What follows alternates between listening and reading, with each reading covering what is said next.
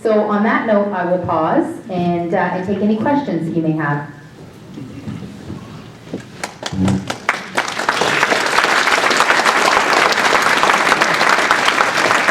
So we do have a microphone at the back. I should add that there were a number of people who contacted me that were unable to come tonight, and one of the suggestions was that we videotape it. So it will be, we are videotaping. However, people asking questions will not be on tape, and everyone else will just be the back of your heads. And I will have to limit everyone to one question, and then if there's time, we can circle back around. Okay, so this is live. Okay, thank you for coming. Thank you for the presentation. I'm a Leaside resident, and am one of the people that the council referred to as being pretty concerned about the development and the intensification along the portion of the Eglinton corridor that is between Bayview and Brentcliffe, obviously the Leaside area. A couple of questions, short, quick questions. Did I hear you say in your presentation, because there's some confusion, that the focus group that was meant to study the mixed-use area layered to Brentcliffe on the south side of Eglinton is going to go forward? That's correct. That's going to be starting, the study will begin in 2016. In 2016, after the traffic study has been done? Yes, actually, I think there'll be, John might be able to speak to this in a bit more detail, but I actually think we're going to overlay the two because there's some work that we can begin on the focus area while the traffic study is underway. So instead of staggering them, we're going to make them Concurrent. Exactly. Okay. In going through the staff report request for action in March that did a lot of detail on the Eglinton Connect plan, I'm sure you're familiar with it. It's a 94-page document with tons of recommendations. It is relatively consistent throughout the entire document that predominantly mid-rise is the general standard for Eglinton, and in particular these areas. However, there are some spots in there, particularly with reference to mixed use, that talk about larger buildings. Now, I know you're talking about the entire run of Eglinton in this document and not just the little Leaside portion.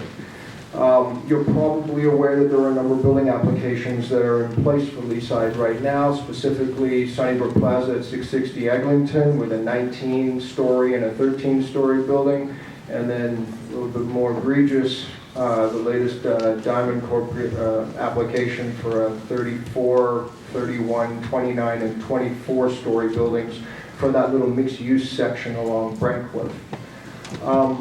I'm having trouble reconciling the concept of mid-rise, which seems to be relatively clearly defined in this and many other city documents that attach a building height to the width of the road, 27 meters being the projected width of the road, so the building height wouldn't be more than 27 meters. And for the edification of those in the room, that translates to somewhere, again in this document, of a 9 to 11-story building.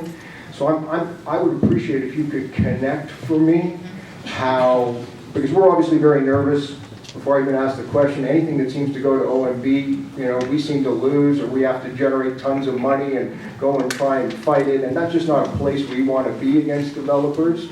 So if it seems like there's this official plan amendment that supports that kind of building activity that seems so contrary to what is stated throughout the official plan and in this particular vision document, I would like some clarity, if you could, on how you reconcile that building height with what is the view. And I'll add one last piece.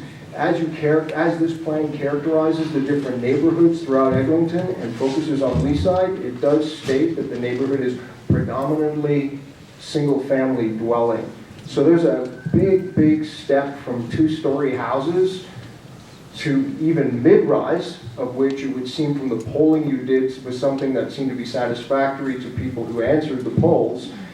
I'm not sure you'll find a person in this room that thinks that high-rise is appropriate for this neighborhood.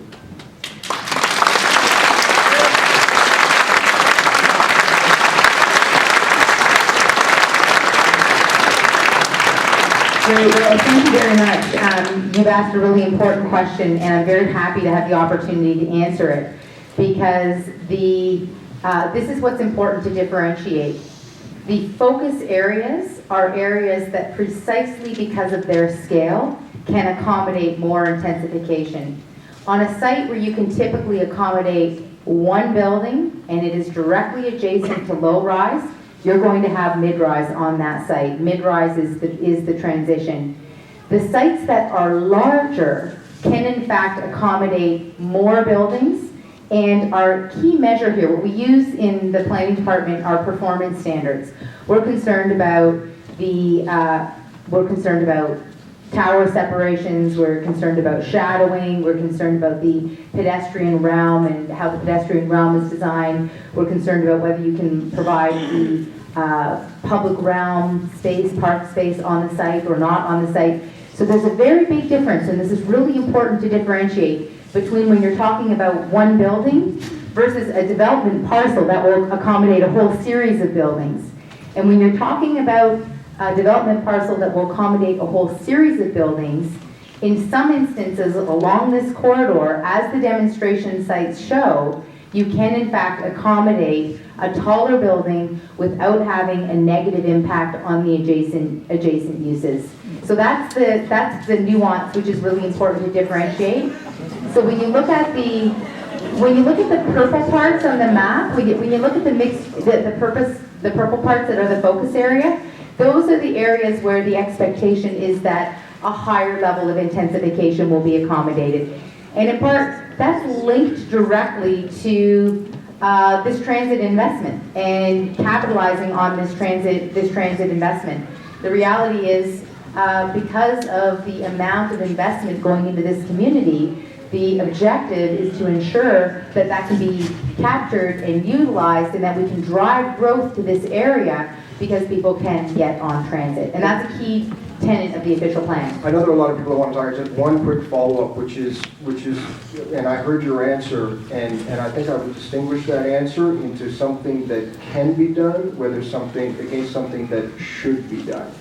And the reality is, because the site can accommodate something gigantic, in a neighborhood that the next tall building in this area is very far away. Actually, that's not entirely true. Scenic on Eglinton has managed to sneak in an 18-story building, which again is violating the predominantly mid-rise in addition to the applications that are coming, and in addition to all the planned stuff. You know, a lot of that is rumor, but it's pretty clear there's some pretty big stuff being planned, and the stuff that's currently on the table will act as a precedent. So, you know, the can and should are a really important part of this. Again, I'm going to reference this document with respect to traffic and neighborhood. One of the pillars of a neighborhood is its schooling. Our schools are full. I know that's a TDSB problem, but when you're talking about a neighborhood of 6,000 houses,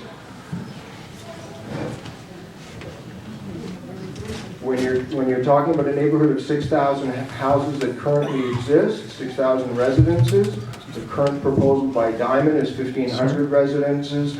The RioCan proposal is another 436 or 456. Sir, that's 2,000. Questions, and there's just so many people who are behind Okay, you. so that's 2,000 total. We're looking at a risk of near doubling this neighborhood in terms of people that will be added on intensification. I'm not sure that meets the whole preservation of neighborhood, traffic, and all the other issues that are going to come as a result of this.